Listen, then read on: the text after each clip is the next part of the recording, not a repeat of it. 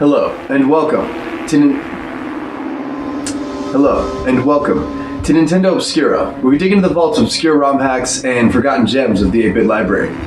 Today I want to share with you one of my favorite fan-modified hacks of a classic game, Castlevania Blood Moon. Roll the tape.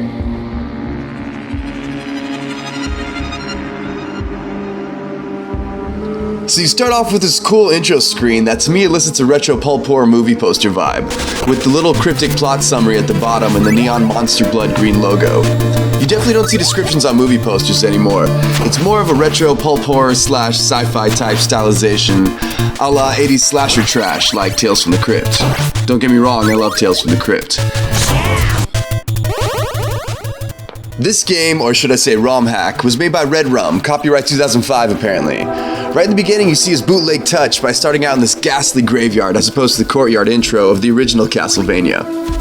You may also notice a distinctly crimson color scheme being implemented here, as compared to the original's more muted earth tones. Simon also rocks a maroon, perhaps burgundy, and black tunic instead of his original brown and orange fit.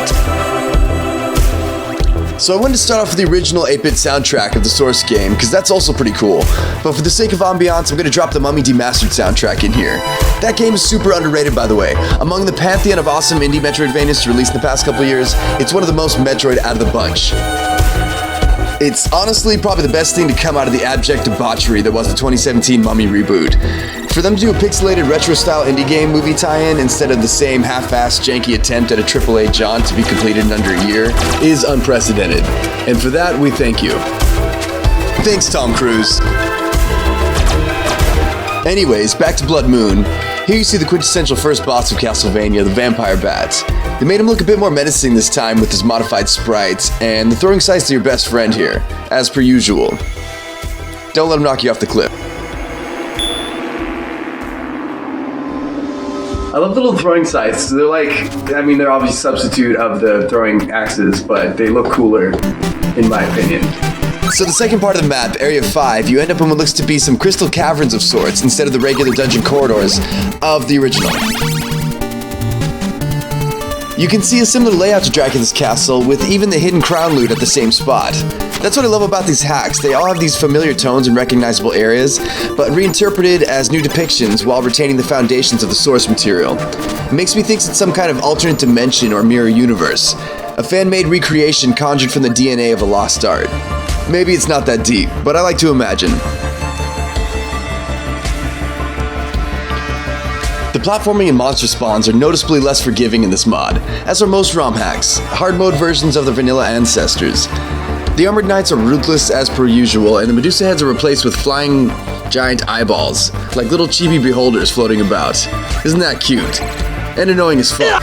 The fireball totems that normally look like dinosaur skulls are modified to look more human here. That's got a more spooky touch, which I for one appreciate.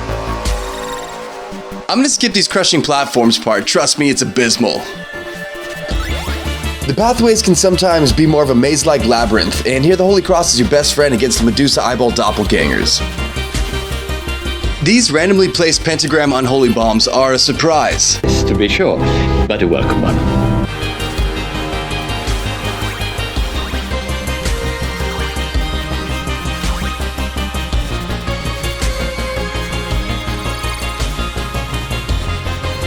Medusa, you poor, misunderstood Gorgon.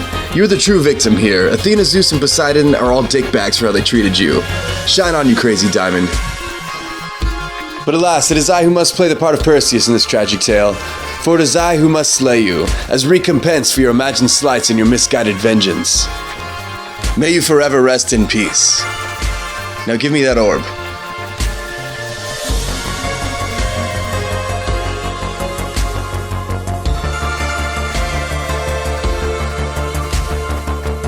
Ooh, these corridors are cobalt blue.